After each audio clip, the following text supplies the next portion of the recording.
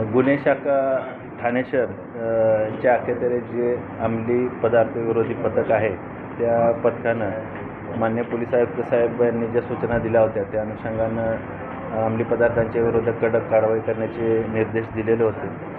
त्या अनुषंगानं 12 जानेवारी रोजी देसाईनगर शिरडागर येथे अंमली पदार्थ विरोधी पथकाने एक संशयित इसम ताब्यात घेतला, ज्याचं नाव आहे जॉन जेम्स फ्रान्सिस उर्फ अनाय चिडोजी, सध्या राहणार मस्जिद बंदर मुंबई, मूळ राहणार नायजेरियाचा आहे। त्याच्या ताब्यामध्ये अंमली पदार्थ विरोधी पथकाला 661 ग्रॅम MD पदार्थ अंमली पदार्थ मिळून आला, ज्याची बाजार मूल्य किंवा किंमत अंदाजे 66 लाख इतकी आहे।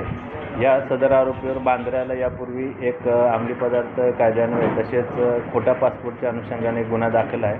सदरचा आरोपी हा 13 जानेवारी रोजी जेलमधून सुटलेला आहे। त्यानंतर सध्या या आरोपीनं या गुन्ह्यामध्ये सदरचा माल कुठून आणला किंवा त्याच्यासोबत अजून कोण आरोपी त्याच्यामध्ये सामील आहेत किंवा तो माल जो MDचा अंमली पदार्थ आहे तो कोणाला सप्लाय करणार आहे किंवा कोणाला सेवन करण्यासाठी देणार होता, या अनुषंगानं अँटी नार्कोटिक सेल अधिकचा तपास करत आहे। त्याचबरोबर 9 जानेवारीला भिवंडीमध्ये गोवेनाका कोणगाव येथे 2 संशयित आरोपी ताब्यात घेतले होते। एक नौशाद शेख आणि दुसरा मोहम्मद अन्सारी यांच्याकडून कोडीन फॉस्फेटयुक्त रसायनच्या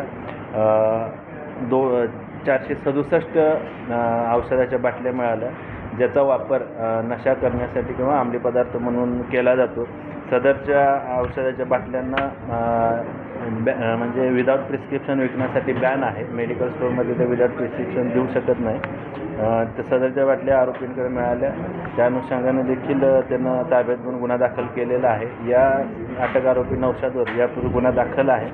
त्या अनुषंगाने याच्यामध्ये देखील आम्ही सदरचा माल कुठल्या डिस्ट्रीब्युटरकडून, सप्लायरकडून किंवा वेंडरकडून आणला त्या अनुषंगाने तपास करत आहे। सदरचा माल कुठे विकणार होता किंवा या आरोपीसोबत अजून कोण त्याच्यामध्ये सामील आहे या अनुषंगाने देखील आम्ही तपास करतो। बांगलादेशी किंवा नायजेरियनचं प्रमाण जे आहे ते मोठ्या प्रमाणात वाढलेलं आहे। यापूर्वी देखील 3 आणि नंतर 2 बांगलादेशी आहेत, त्याला अटक केली होती। तर यांच्यावरती आळा घालण्याकरिता काही पथक वगैरे काही नेमलं आहे, तशा प्रकारची मोहीम सुरू आहे का? गुन्हे शाखेचे अंमली पदार्थ विरोधी पथक आहे अँटी नार्कोटिक सेल, ह्याच्यामुळे प्रभावीपणे आणि परिणामकारक अशी कारवाई करत आहे। सदरचा जो नायजेरियन आरोपी अटक आहे त्याच्यामध्ये अजून काही लिंक आहे का किंवा इंटरनॅशनल आंतरराष्ट्रीय काही संबंध कनेक्शन त्याच्यामध्ये आहेत का किंवा इतर देशातील कोणी आरोपी या रॅकेटमध्ये किंवा सिंडिकेटमध्ये सामील आहेत का, त्या अनुषंगाने देखील आम्ही तपास करतो। त्यामध्ये बनावट पासपोर्ट असेल किंवा बनावट आधार कार्ड असेल, याच्यामध्ये मोठ्या प्रमाणात बनावट करण्यात येत आहे।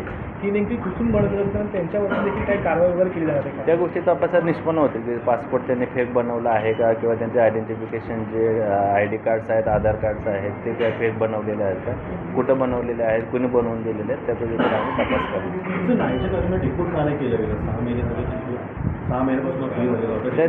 त्या गोष्टी देखील तपासात निष्पन्न होतील, त्या अनुषंगाने आम्ही अधिक चौकशी करू। नायजेरियन आरोपी हा सध्या 6 वर्ष शिक्षा भोगून आलेला आहे। हा 13 नोव्हेंबर 2024ला जेलमधून सुटला आहे। त्यानंतर हा आता सध्या आमच्या ताब्यामध्ये आहे। ABP माझा, उघडा डोळे बघा नीट।